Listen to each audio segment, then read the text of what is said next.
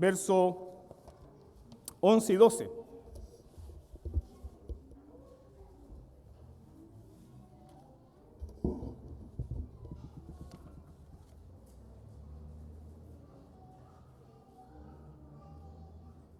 Si ha encontrado el texto, le invito entonces a seguir la lectura de la palabra de Dios. Iglesia Presbiteriana Pacto de Cristo, esta es la palabra de Dios para ustedes. Amados, os ruego como extranjeros y peregrinos que os abstengáis de las pasiones carnales que combaten contra el alma. Mantened entre los gentiles una conducta irreprochable, a fin de que en ellos que os calumnian como malhechores, ellos, por razón de vuestras buenas obras, al considerarlas, glorifiquen a Dios en el día de la visitación. Amén. Oremos por la palabra de Dios. Amado Dios, cantábamos que tú eres solo compasión. Y es tu compasión, Señor, y por pura compasión tuya, Señor, nos alimentas, nos das tu palabra. Señor, no merecemos un Antiguo y un Nuevo Testamento, no merecemos las Escrituras. A causa de nuestras rebeliones, Señor, merecemos ser dejados en la oscuridad de nuestro corazón. Pero tú eres bondadoso, compasivo, lento para la ira, grande en misericordia. Y una vez más, vienes, Señor, a nuestras vidas a través de tu palabra. Padre, humildemente le ruego que tenga piedad y misericordia de nosotros y que nos permita escuchar su palabra, que nos permita reflexionar en ella. Inclina nuestros corazones, Señor, hacia tu santa palabra y tu santo evangelio. Quita de nuestras mentes y nuestros corazones el tropiezo. Lucha por nosotros, Señor, en esta mañana. Defiéndenos, Señor. Levántate, oh Jehová, y combate. Pelea contra los que pelean contra nosotros, para desviarnos de tu camino, para desviarnos, Señor, de las sanas palabras de tu evangelio, para hacernos, Señor, sordos a la voz de tu amor y tu misericordia. Señor, guárdame a mí, guarda mi corazón. Líbrame, Señor, de profanar tu santo nombre con una predicación, Señor, liviana, superficial. Guarda esta iglesia, Señor. Guárdanos, Padre. Hemos venido para honrar tu día y no nos dejes, Señor, salir de aquí sin haberte rendido adoración digna de tu nombre y sin que nuestros corazones, Señor, sean transformados por tu evangelio. Lo necesitamos, Padre, todos. Ruego entonces también, Señor, la llenura de tu Espíritu Santo, el poder de tu Santo Espíritu sobre nuestras vidas, porque sin tu Espíritu, Señor, sin la iluminación de tu Espíritu, Señor, ¿qué podemos hacer? No podemos ver la gloria de tu Hijo Jesucristo en este texto. No podemos ver la belleza de tu evangelio en esta tu palabra. Por eso imploramos, Padre, la llenura de tu Espíritu Santo, la dirección de tu Espíritu Santo, Señor, y la administración de tu Espíritu Santo en este momento de adoración por medio de tu palabra. Así oramos, Señor, en el nombre de Jesús. Amén. Si el cristianismo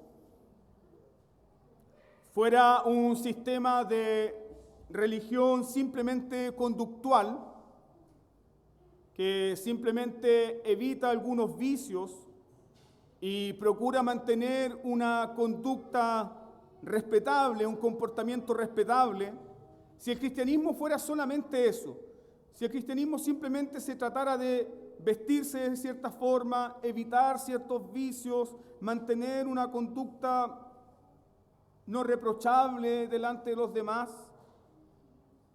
el cristianismo no tendría ninguna diferencia con las otras religiones del mundo.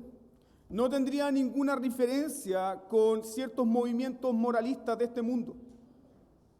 No tendría ninguna diferencia con ciertos movimientos sociales, de hecho. Pero en el cristianismo, lo que vemos en la palabra de Dios, lo que hemos seguido a lo largo de esta serie, en el cristianismo, la transformación, ¿dónde sucede? La transformación del hombre y la mujer, del niño, del joven, la transformación sucede desde dentro hacia afuera. Es una obra profunda que el bendito Espíritu Santo hace en nuestros corazones, en lo muy profundo de nuestro corazón. La transformación siempre es desde adentro hacia afuera. Y en el texto de Pedro, justamente en el versículo 11 y en el versículo 12, podemos ver esto. Porque la intención de Pedro es que los cristianos tengan una conducta irreprochable delante de los gentiles, delante de los paganos, está hablando ahí Pedro. Pero fíjense que su apelación hacia esta conducta irreprochable parte principalmente ¿dónde? En el corazón. En el corazón. Y es por eso que Pedro habla en primer lugar de abstenernos, de negar, de presentar batalla contra los deseos carnales que combaten contra el alma. Las religiones de este mundo, las religiones humanistas, las religiones moralistas, simplemente se enfocan en la conducta. Pero en el cristianismo siempre se está llamando la atención, siempre se está poniendo el foco en nuestros corazones. Siempre se está poniendo el foco y la atención en nuestros corazones. Ahora, podemos recordar nosotros a quienes Pedro les escribe, a quienes Pedro le está diciendo que deben abstenerse de estos deseos que batallan y que combaten contra sus almas. Pedro les escribe a los creyentes, lo vimos en el capítulo 1, los creyentes que han sido elegidos por el Padre. Los creyentes que han sido elegidos por el Padre, los creyentes que han sido santificados por el Espíritu Santo, los creyentes que ya han sido rociados con la sangre de Jesucristo. Esos creyentes que son amados por el Padre, amados por el Hijo, amados por el Espíritu Santo, esos creyentes agradan a Dios viviendo de una manera que adorna el Evangelio. Es decir, hay una consecuencia, hay una correspondencia entre el Evangelio que han escuchado y que proclaman y su forma de vivir. Y si se fijan ahí en 1 Pedro capítulo 2, miren los versos 13 y 17. Pedro nos dice que quienes viven en el poder del Evangelio y quienes han sido transformados por el poder del Evangelio, se someten a las autoridades. Versículo 13. Verso 17 también. Los esclavos, dice Pedro, versículo 18, el segundo capítulo, los esclavos se someten a los amos. Y luego en el capítulo 3, versículo 1 al 6, Pedro va a tratar de cómo las esposas, ¿me está escuchando? Cómo las esposas se someten a sus maridos. No hay amén.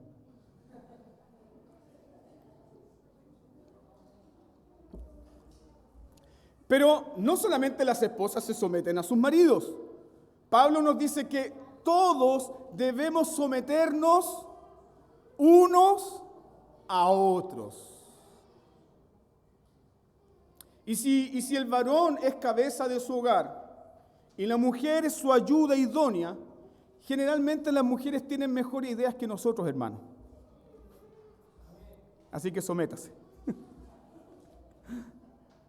Pero acá Pedro nos está diciendo que El evangelio que hemos recibido trae efectos prácticos en nuestras vidas.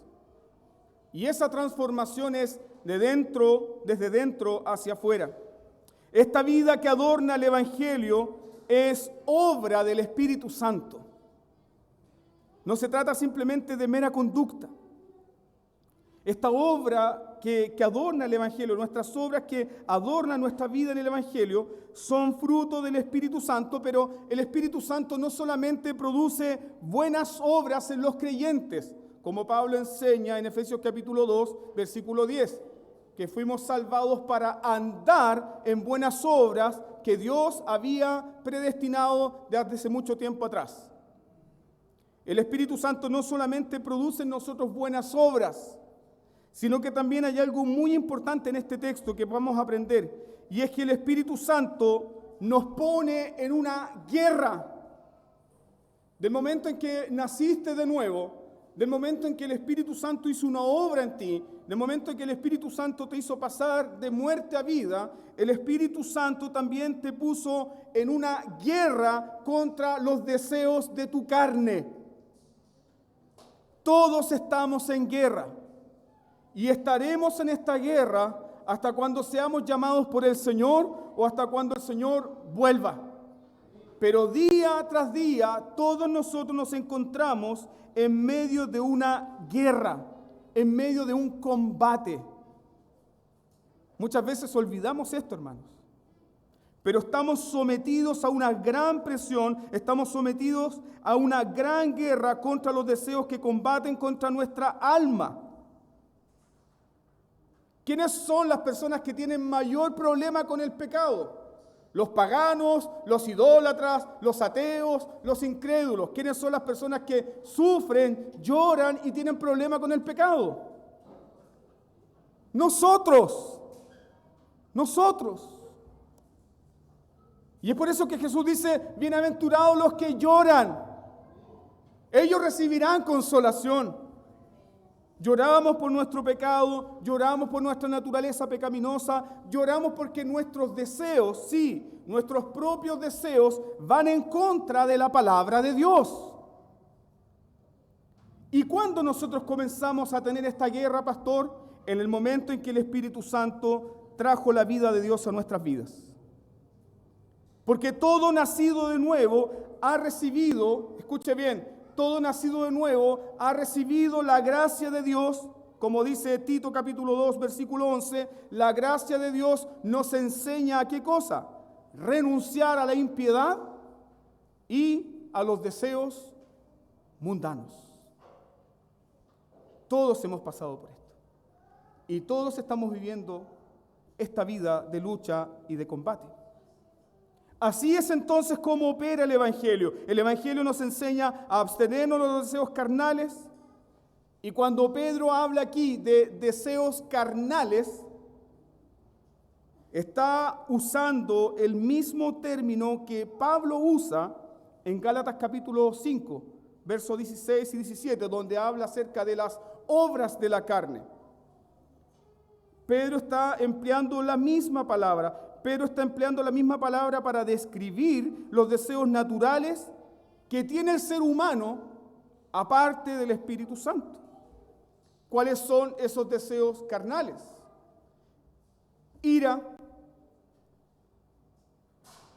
envidias, contiendas, calumnias, pleitos, tal cual como lo enseña el apóstol Pablo en Gálatas capítulo 5, verso 16 y verso 17, por mencionar algunos. Herejías, fornicación, adulterio, obras de la carne. Obras de la carne que surgen de los deseos carnales. Entonces, permítame cerrar este punto con esto. El conflicto entre los deseos pecaminosos y los deseos del Espíritu Santo son propios de la vida cristiana. Sí. Si tú tienes esta lucha, entonces digo, bienvenido al equipo. Estamos en combate, hermanos. La iglesia no es un hospital. La iglesia se parece más a ¿qué cosa? A un ejército en combate. a un ejército en combate.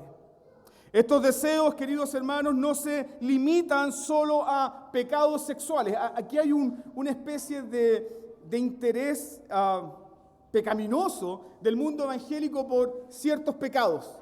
Cuando se hablan de los pecados carnales, siempre se piensan en pecados sexuales.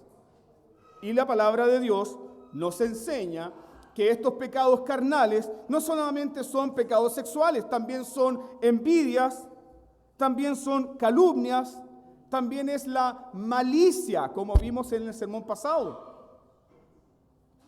Pecados de la carne más comunes o más vulgares son borracheras, orgías, adulterio, fornicación, cosas que menciona el apóstol Pablo en Gálatas capítulo 5. Pero aquí también Pedro se refiere a estos pecados que están en nuestro corazón. Entonces, como cristianos, si nosotros no reconocemos estos deseos carnales, ¿dónde nos enfocaremos constantemente? ¿Dónde estaremos mirando? ¿Dónde pondremos nuestra atención? Simplemente en la conducta. Si no nos enfocamos, si no reconocemos estos deseos carnales, solo nos enfocaremos en la conducta y no en lo que impulsa la conducta. ¿Qué está detrás de la envidia? El deseo desmedido por la aprobación. ¿Qué está detrás de la mentira? El deseo profundo de protegerte. Generalmente nosotros ponemos nuestra atención en la conducta, pero no en los deseos. No en los deseos. Y ese es el gran defecto de la iglesia de nuestro tiempo. Se enseña simplemente para evitar cierto tipo de conductas, pero nunca se trata con el deseo del corazón. Y la palabra de Dios debe penetrar en lo más profundo de nuestros corazones y llevarnos a mortificar nuestros deseos. Entonces, permítame poner este ejemplo. Si solo nos arrepentimos por la conducta pecaminosa, sin combatir los deseos carnales, ¿creceremos en la gracia de Dios? No. Y es muy fácil que nosotros como iglesia caigamos en esta dinámica de pasar año tras año, por ejemplo, denunciando a los herejes, denunciando a los falsos maestros, denunciando las corrientes ideológicas, denunciando lo mal que está el mundo afuera. Con tal de que nosotros no toquemos, ¿qué cosa? Nuestros corazones, nuestros deseos. Y esa es la razón por la cual no crecemos en gracia. Mira por favor Santiago capítulo 4, versículo 8. Santiago 4:8 nos enseña que debemos practicar un arrepentimiento profundo. Santiago 4:8 nos enseña que el arrepentimiento debe suceder primero en el corazón. Santiago 4:8 dice, vosotros los de doble ánimo, mejoren la conducta, pórtense mejor. No enseña eso. Dice, purificad vuestros corazones. ¿Te das cuenta entonces cómo el moralismo, el legalismo, siempre está apuntando hacia la conducta? Me visto de cierta forma, actúo de cierta forma, hablo de cierta forma y con eso yo puedo construir mi autojusticia. Pero la palabra de Dios en esta mañana nos desafía, amados hermanos, nos desafía a abstenernos de los deseos que combaten contra nuestra alma. Te pregunto, ¿por qué no podemos dejar de combatir contra nuestros malos deseos? Porque es una batalla que nosotros no podemos ignorar. Porque es una batalla que usted no puede decir, bueno, hoy día, pastor, no tengo ganas de combatir con estos deseos. Fíjate lo que dice Pedro. Estos deseos están combatiendo contra nosotros. Quieras tú combatir con ellos o no, ellos están combatiendo contra ti. Se acabó. Ellos están en guerra. En el momento en que yo estuve en el ejército, hubo un momento en que nos hacían dormir con fusil, con las botas puestas y con la mochila de lado. ¿Por qué? Porque en cualquier momento venía el combate. Y la vida del cristiano es eso, la vida del cristiano es un combate constante contra los deseos de la carne. Los deseos de la carne se encuentran en guerra contra los deseos que produce el Espíritu Santo en nuestros corazones. Día a día nos encontramos en medio de esta gran batalla, hermanos. En medio de una gran batalla. ¿Y cuál es esta gran batalla? Entre el amor a Cristo y el deseo por la aprobación humana. Entre el amor a Cristo, por ejemplo, y el deseo desenfrenado por el éxito y el bienestar. Nos encontramos entre la gran batalla, entre el deseo por el amor a Cristo y el deseo por controlar, el deseo por dominar, el deseo por mantener una imagen. Estamos llenos de esos deseos. Deseo de bienestar, deseo de mantener una imagen, deseo por el placer, el deseo por la riqueza. ¿Y cuál es lo terrible de esta gran batalla? Lo terrible de esta gran batalla es que nuestros deseos nos engañan con la posibilidad de hacerlos realidad. Fíjense que toda la publicidad que nos dan por redes sociales y toda la publicidad que vemos en la televisión apunta ¿hacia dónde? Hacia tu deseo. Justo en esta época. Consigue lo que quieres en 3 cómodas cuotas. Está al alcance de un clic, ¿sí o no? Está al alcance de tu mano. Siempre se está apelando a los deseos de nuestro corazón. Nuestros deseos nos engañan entonces porque se presentan como posibilidades. Te pregunto en esta mañana, ¿quién no desea buena salud? ¿Quién no desea estabilidad económica? ¿Quién no desea un cónyuge amoroso? ¿Es algo malo desear un cónyuge amoroso? No. Son buenos deseos. Pero ¿qué ocurre cuando ese buen deseo se transforma en una obsesión y comienza entonces a centrarse en el eje de mi vida? Mi corazón se aparta de Dios. Mi corazón se aparta de Dios. Deseamos padres cariñosos, deseamos una vida sin complicaciones. Deseamos una vida sin complicaciones. Yo no sé si a todos los papás les pasará lo mismo, pero a mí me ha ocurrido. Solamente un momento en el día o solamente un momento en la semana, yo conversaba esto con mi esposa, decía, ojalá estar tranquilo sin estar preocupado de los niños. Pero ustedes son muy santos y nunca han pensado algo así. Un momento tranquilo. Hermanos, estos deseos combaten en nuestros corazones, batallan contra nuestra alma. Quien no desea, por ejemplo, padres cariñosos, mantener el control de las circunstancias. El problema es que estos deseos desenfrenados nos pueden llevar a toda clase de males. ¿De dónde vienen los conflictos matrimoniales? ¿De dónde vienen los conflictos familiares? ¿De dónde surgen los conflictos entre padres y hijos? Mira tu Biblia, mira Santiago 4:1. Los conflictos vienen de la política, vienen del contexto cultural, los conflictos vienen de la circunstancia país. ¿De dónde vienen los problemas matrimoniales? ¿De dónde surgen los problemas familiares? Todos estos problemas se dan por la lucha de los deseos. La lucha de los deseos, hermanos. El padre tiene un deseo, la madre tiene un deseo, los hijos tienen un deseo que va en contra del deseo de los padres. ¿Y qué tenemos? Guerra Mundial Z. Sí. Santiago 4:1 dice, ¿de dónde vienen las guerras y los conflictos entre ustedes? ¿De dónde?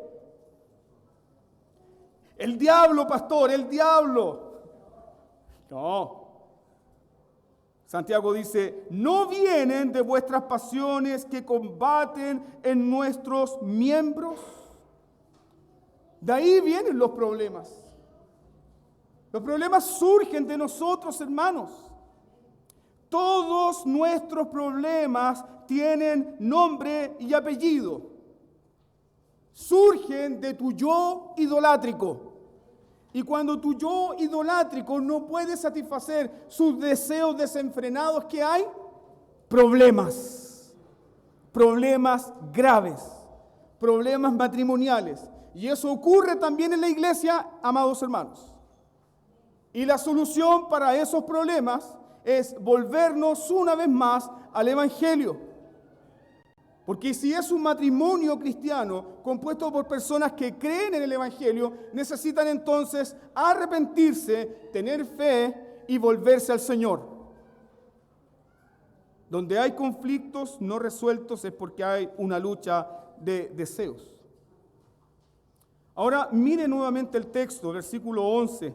Cómo el apóstol Pedro describe la profunda lucha en la cual nosotros estamos comprometidos. Mire el verso ahí, la palabra inspirada por Dios.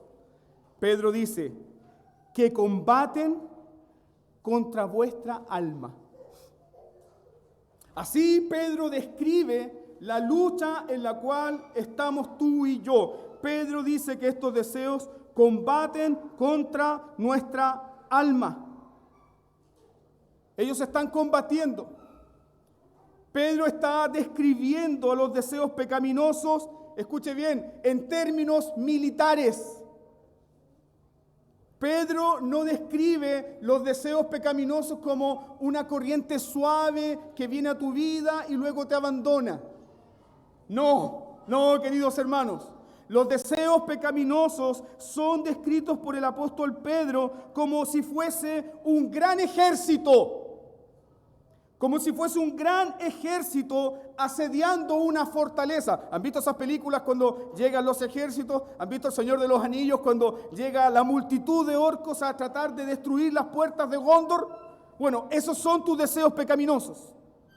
Están asediando las puertas. Están tratando de destruir la fortaleza y te están asediando día y noche sin parar, sin descanso. No toman siesta, no van a dormir, no miran una maratón de Netflix. Ellos están ahí combatiendo contra tu corazón día y noche, ¿esperando qué? Esperando tu caída. Esperando tu caída. No se van a detener, hermanos. Por eso es una lucha sin pausa, sin cuartel. Ahora entiende por qué Pablo, cuando ya está en el umbral de la eternidad, dice: he acabado la carrera, he peleado la buena batalla de la fe. La fe es una pelea, la fe es una batalla que damos día tras día. Estos deseos combaten contra ti. Y permítanme usar esta ilustración, son como un grupo de militares altamente entrenados que están con un ariete golpeando la fortaleza. Sigilosamente, noche tras noche, esperando el momento exacto, cuando esa fortaleza caerá. No se detendrán, no se detendrán. Los deseos pecaminosos no son un grupo de políticos. Los deseos pecaminosos no son un grupo de políticos tratando de ponerse de acuerdo contigo, parlamentando contigo, sugiriéndote. Los deseos pecaminosos son fuerzas especiales altamente entrenadas en combate. Están buscando el flanco, están buscando la debilidad, están buscando el minuto exacto para dar el golpe mortal. Esa es la lucha de tu corazón. Y todos nosotros pecamos de ignorantes y de rebeldes contra la palabra de Dios si no queremos reconocer estos deseos. Usted puede negarlos, usted puede ignorarlos, usted puede decir: no, el pastor le está dando, en términos coloquiales, le está dando color. Usted puede negar esto, pero esos deseos están en su corazón. Y esos deseos, tarde o temprano, van a terminar en acciones concretas. Estos deseos buscan nuestra derrota. Ahora, el mundo, las redes sociales, la televisión, las grandes empresas del entretenimiento, ¿te advierten de estos deseos? El mundo te da un consejo, mira, ten cuidado con la codicia. No, queridos hermanos, fíjense en esto, no sé si han pensado en esto, pero el mundo tiene consejo para todo. El mundo para todo tiene un consejo, el mundo para todo tiene un spot publicitario, el mundo para todo tiene una especie de solución, pero el mundo no dice nada de la batalla del alma. El mundo no dice nada de la batalla del alma. Y no le interesa al mundo porque al mundo no le interesa tu alma. Recuerda lo que dijo Jesucristo en Mateo 16:26. Mateo 16:26. ¿Qué aprovechará al hombre si ganare todo el mundo y perdiere su alma? El mundo es todo lo contrario. El mundo te dice, gáname. El mundo te dice, desperdicia tu familia. El mundo te dice, desperdicia tu esposa. El mundo dice, desperdicia tu vida, pero gáname. Y el Evangelio nos llama en esta mañana y nos dice, ¿qué provecho tiene eso? Nada. Ninguno.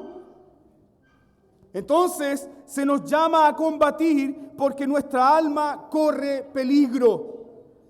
Considera la bondad de Dios en esta mañana para nuestras vidas. Porque Dios tenía predestinado este texto para ti y para mí desde antes de la fundación del mundo. Entonces considera la bondad de Dios para tu vida. Cuando se nos llama a combatir, se nos dice que nuestra alma corre peligro. Y cuando Pedro habla del alma, no se está refiriendo a el elemento inmaterial. No. Pedro usa la palabra alma aquí para describir ¿qué cosa? La vida entera del ser humano. Tu vida completa. Tu vida completa, amado hermano. Por estos deseos desordenados, hombres han perdido esposas, hijos, trabajos y finalmente, ¿qué cosa? Han perdido su propia vida. Simplemente por consentir un deseo desordenado. Por consentirlo. Por deseos desordenados, miles de personas se han arrojado a una autodestrucción en la cual ya no saben cómo salir. Ustedes conocen eso. Ustedes lo conocen y saben lo terrible que es. Entonces, no es un juego lo que estoy diciendo. Saben que personas simplemente por coquetear con la droga, saben que personas simplemente coquetear con negocios mal habidos han destruido sus vidas. Y ya no hay vuelta atrás. Pero el Evangelio tiene un mensaje de esperanza para estas personas, que en Cristo Jesús la vida es nueva, que hay una nueva vida, que hay cambio de vida, que hay esperanza para el más perdido de los pecadores. Y a nosotros se nos llama entonces a no descuidar nuestros corazones. Por deseos, escuche bien, por deseos no mortificados, muchos hoy se encuentran lejos de Dios y lejos de los medios de gracia. Ah, pastor, pero eso le pasa a las personas que son poco serias con su cristianismo, eso le pasa a los cristianos tibios, pastor. ¿Recuerdas qué ocurrió con un hombre conforme al corazón de Dios? ¿Qué ocurrió con ese hombre conforme al corazón de Dios? ¿Qué ocurrió con ese hombre que nos regaló las más hermosas composiciones de oración y devoción al Dios Altísimo? ¿Qué ocurrió con ese hombre? Por un deseo no mortificado, abusó de su poder. Por un deseo no mortificado, adulteró. Por un deseo no mortificado, mintió para encubrir su pecado. Por un deseo no mortificado, finalmente asesinó. Los deseos combaten contra ti y esperan tu caída.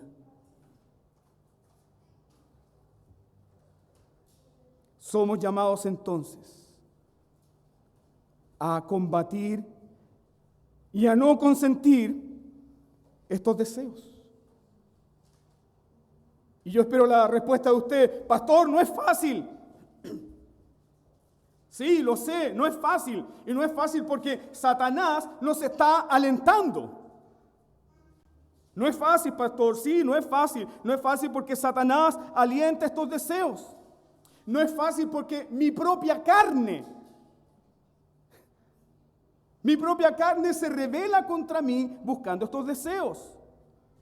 Pastor, no es fácil porque el mundo con su propaganda 24/7, ¿qué hace?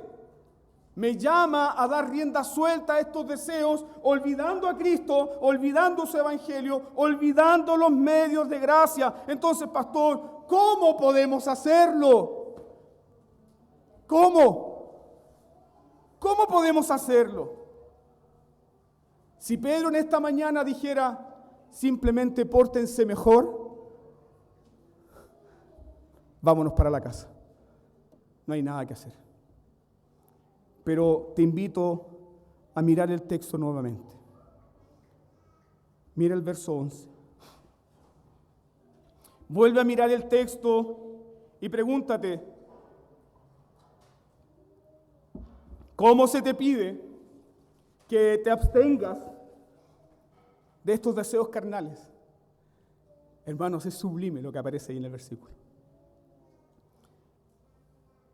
Amados, les ruego. ¿Ves cómo deslumbra el evangelio? Amados, les ruego. ¿Quién ruega? Pedro. ¿Pero quién inspiró a Pedro esas palabras? El bendito Espíritu Santo. El bendito Espíritu de Dios. Y yo te pregunto en esta mañana, ¿quién te ruega para que luches contra estos deseos que combaten en tu alma? ¿Quién te llama amado? ¿Quién te ama? ¿Quién te ama? Dios te ama. Dios nos ama. ¿Cuándo, pastor? ¿Cuándo?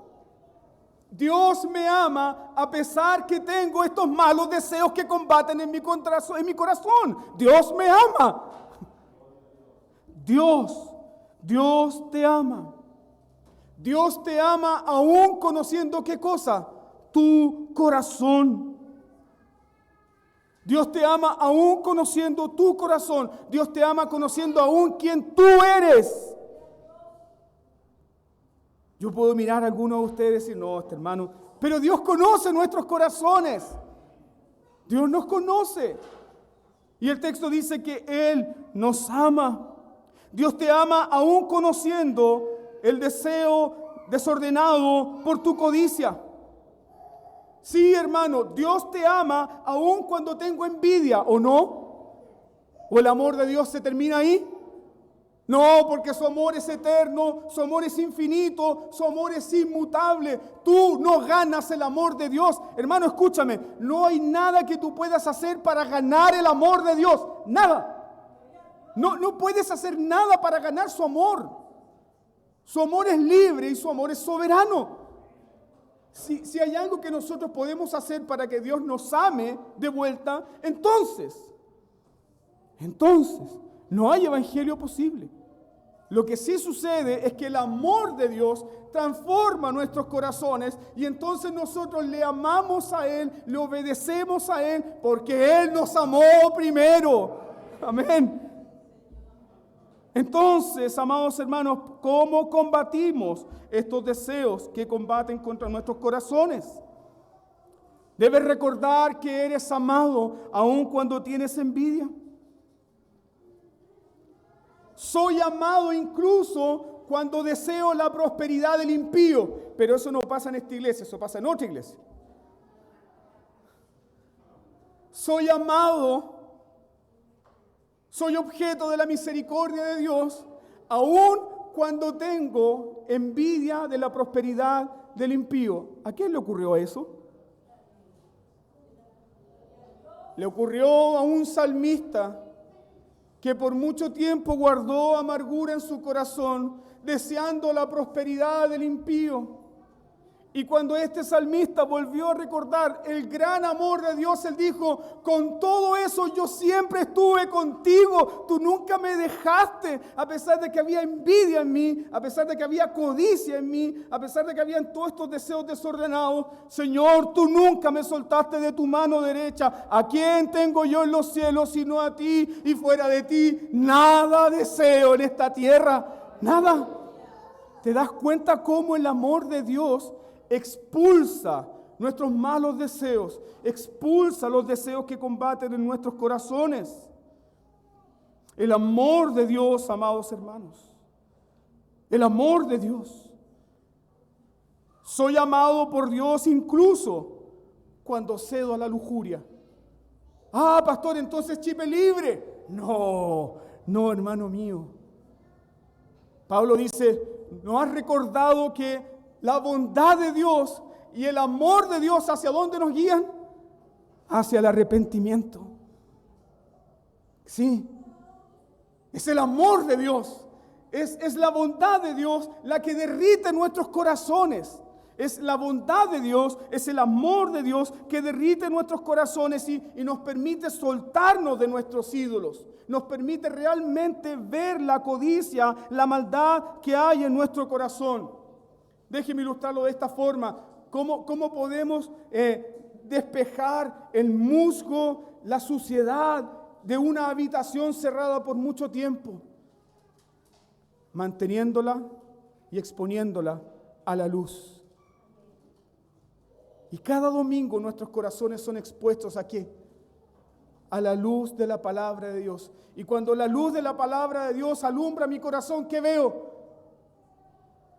Veo la suciedad, veo la maldad, veo la codicia, veo la envidia, veo lujuria, veo deseos desordenados, veo cosas que van en contra de la ley de Dios. Pero esa misma luz, que es la palabra de Dios, me dice: Dios te ama y te ofrece limpieza, y te ofrece gracia, y te ofrece restauración. Es así como opera el Evangelio en nuestras vidas. Somos amados incluso.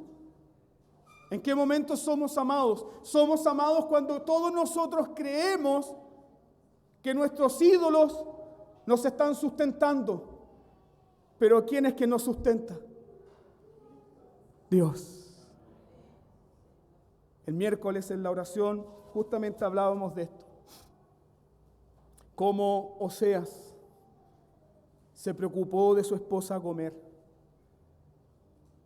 Y ella, cuando había abandonado el hogar, creía que sus amantes le daban el vino, el aceite, la cebada y el grano. Y el texto dice ahí, Oseas capítulo 2, ella olvidó y no sabía que era yo quien la sustentaba.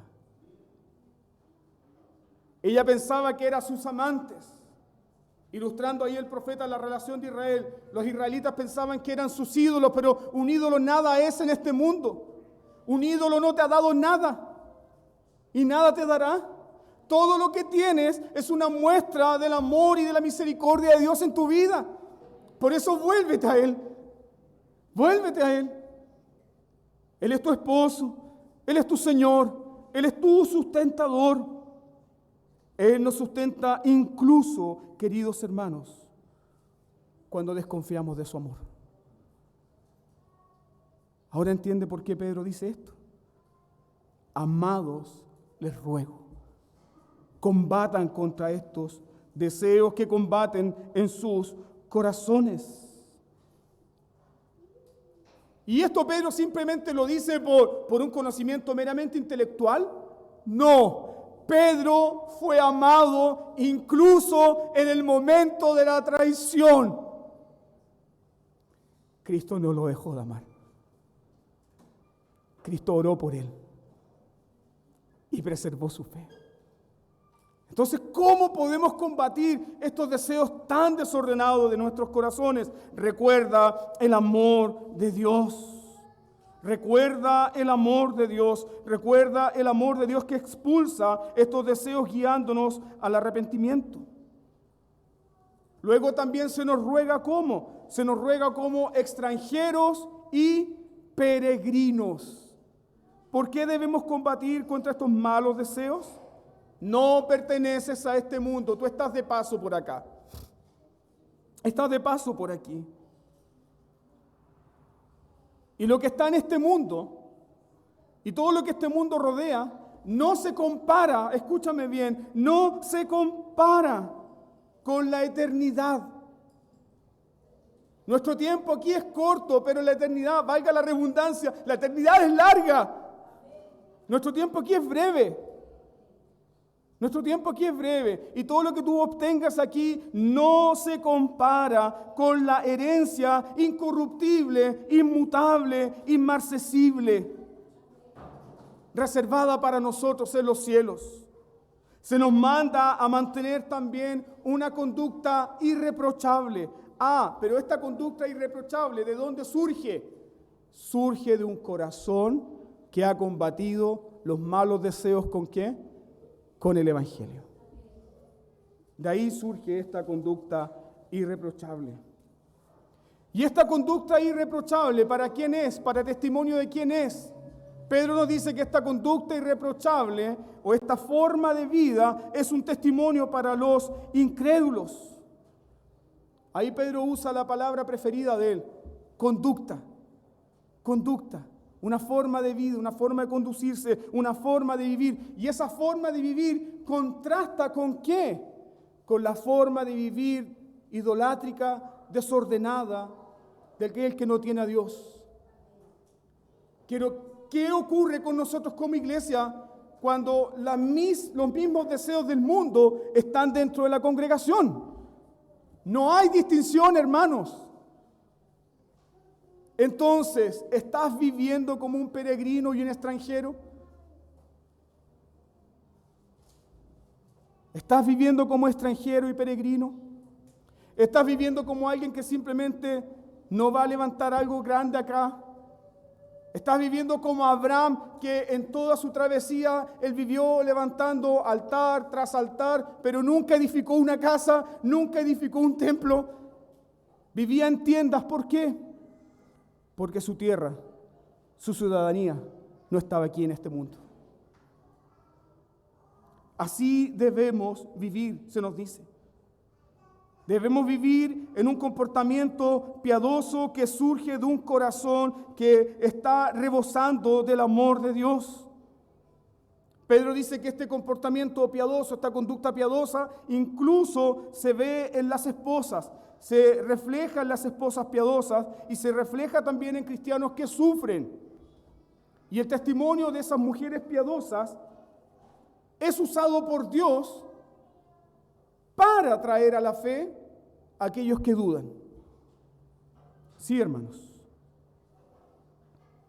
Pero dice que la vida piadosa de los cristianos será un gran espejo, será una gran luz en la cual los impíos se verán constreñidos por la vida piadosa del creyente. ¿El cristianismo puede transformar la cultura? Sí. Mire la historia del Imperio Romano. Como la cultura romana en el primer siglo fue afectada por la vida piadosa de los cristianos. Pero no es porque simplemente los cristianos se pusieron de acuerdo en transformar la cultura. Es porque sus corazones en primer lugar habían sido transformados por el poder del Evangelio. Estos hombres que venían de la idolatría pagana dejaron de maltratar a sus esposas, comenzaron a darle honra y honor a sus esposas y las esposas comenzaron a respetar a sus maridos y eso fue una luz potente en la sociedad. Pero hoy, ¿qué ocurre? Pareciera ser que no hay cristianos transformados por el poder del Espíritu Santo. Pareciera ser, queridos hermanos, que simplemente nos hemos acostumbrado a un sistema moralista, conductista, donde los deseos del corazón no han sido mortificados. Los incrédulos veían a los cristianos con el recelo y con hostilidad. ¿Sabe por qué? Porque para los impíos, para los paganos, para los gentiles, nosotros los cristianos en el primer siglo éramos los ateos. Nosotros éramos los ateos. ¿Por qué? Porque nosotros no adorábamos a los ídolos de la cultura, ni respetábamos la religión del imperio. Nosotros éramos considerados como los ateos. Y comenzaban a hablar toda clase de calumnia contra los cristianos. Pero los cristianos, ¿qué hicieron? Comenzaron a vivir vidas santas, vidas ejemplares. Los cristianos comenzaron a vivir vidas donde se demostraba realmente la virtud y el poder del Evangelio. Pedro está pensando justamente en lo que dijo Jesucristo en Mateo capítulo 5, versículo 16, que nuestras buenas obras serán luz para los incrédulos. Nuestras buenas obras alumbrarán las vidas de aquellos que no conocen a Dios. Nuestras buenas obras serán alabanza en medio de aquellos que han descuidado a Dios y creerán en Dios. Entonces, Pedro está terminando esta exhortación diciéndonos lo siguiente: vive para la gloria de Dios, porque tu vida, el ejemplo de tu vida, tu comportamiento, tu conducta, anuncia y demuestra que hay un Dios al cual temer y al cual servir. En el verso 12, ¿qué quiso decir Pedro con glorifiquen a Dios en el día de la visitación? Mira el verso 12. Dice, mantened entre los gentiles una conducta irreprochable, a fin de que aquellos en que os calumnian como malhechores, ellos por razón de vuestras buenas obras, al considerar, glorifiquen a Dios en el día de la visitación. Pedro tiene en consideración el día final. Pedro tiene en consideración el día del juicio. Y Pedro dice que la vida de los creyentes, la vida ejemplar de los creyentes, será usada como testimonio para los incrédulos, y ellos, creyendo a través de esa vida, traerán gloria a Dios. Traerán gloria a Dios. El punto es, ¿cómo los incrédulos pueden glorificar a Dios si naturalmente no pueden? Pareciera contradictorio este versículo, ¿no? Porque está hablando de incrédulos que en el día final darán gloria a Dios. Entonces, ¿cómo los incrédulos pueden dar gloria a Dios si naturalmente no quieren dar gloria a Dios? Recuerda por favor este pasaje, Hechos capítulo 13, verso 48. Todo el Nuevo Testamento nos enseña que la gente glorifica a Dios ¿cuándo? Cuando cree y se arrepiente. El Nuevo Testamento nos enseña que las personas dan gloria a Dios cuando creen y se arrepienten. Mira por favor Hechos 13, 48. Los gentiles oyendo esto se regocijaban y glorificaban la palabra del Señor, y creyeron todos los que estaban ordenados para vida eterna.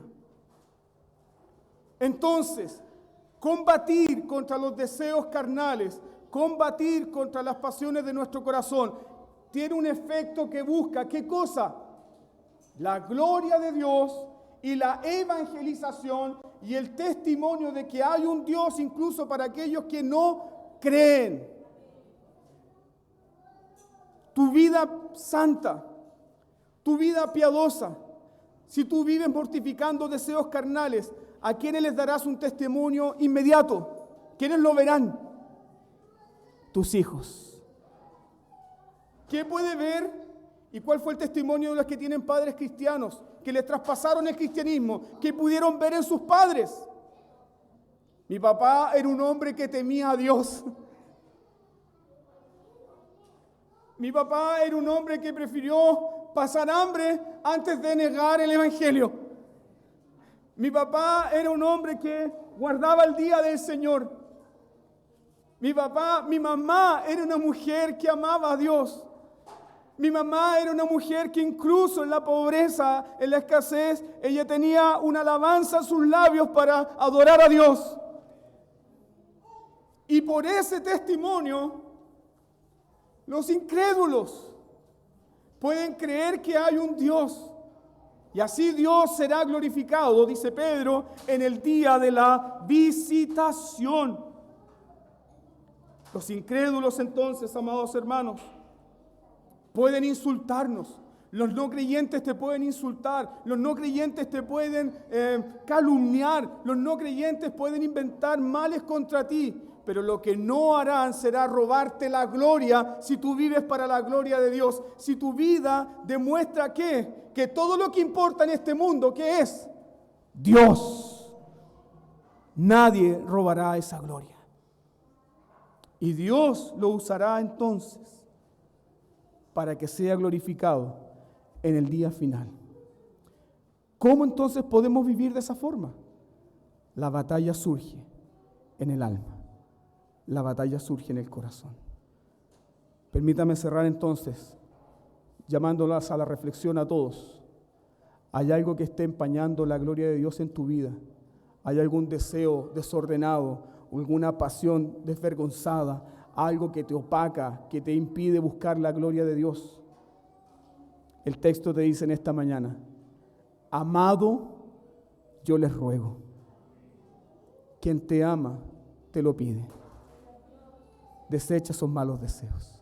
Busquemos al Señor y demos gracias por su palabra. Amén.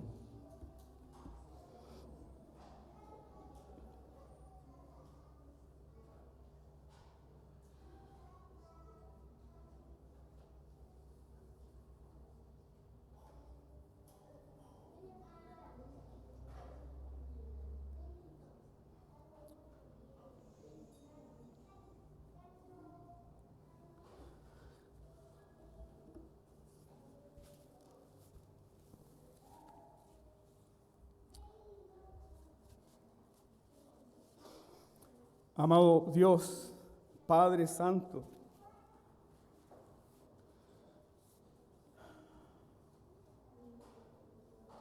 te rogamos ahora que produzcas en nosotros el querer como el hacer por tu buena voluntad.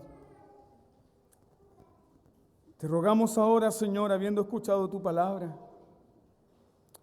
habiendo examinado nuestros corazones, habiendo, Señor, con la luz de tu palabra, descubierto nuestros más y profundos y oscuros deseos delante de ti.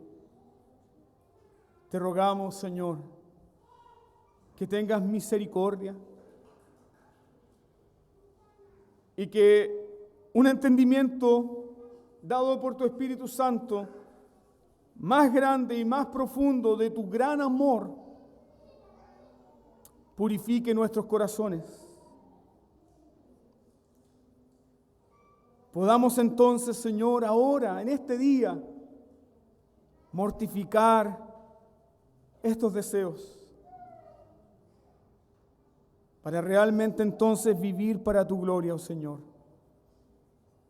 Y para que viviendo para tu gloria, oh Señor, otros puedan observar nuestras vidas, otros puedan observar nuestras buenas obras, y tu nombre, Señor, sea glorificado en el día final. Padre, ayúdanos, Señor, a vivir de tal manera que cuente para el día del juicio, que cuente como testimonio para aquellos que no te conocen. Principalmente, Señor, en nuestros hogares, en nuestras familias, principalmente alrededor nuestro, que otros puedan vivir, que otros puedan ver y decir: ese hombre, esa mujer vive para Dios, no vive para las pasiones de este mundo. Y que esas vidas, Señor, y que nuestras vidas den sentido al caos y al desorden, Señor, en el cual se encuentran aquellos que están lejos de ti. Padre Santo, solo tú puedes hacer esta gran obra en nuestros corazones. Y tú quieres hacerlo, Señor. Y nosotros te rogamos que así sea. Gracias, Padre, por tu palabra. Gracias por recordarnos que estamos en combate. Y gracias por recordarnos, Señor, que eres tú también que nos sustentas y que no nos dejarás. Ahora pon tu bendición sobre nuestros corazones. En el nombre de tu amado Hijo Jesús. Amén. Recibimos las ofrendas de esta mañana, queridos hermanos. Pueden pasar.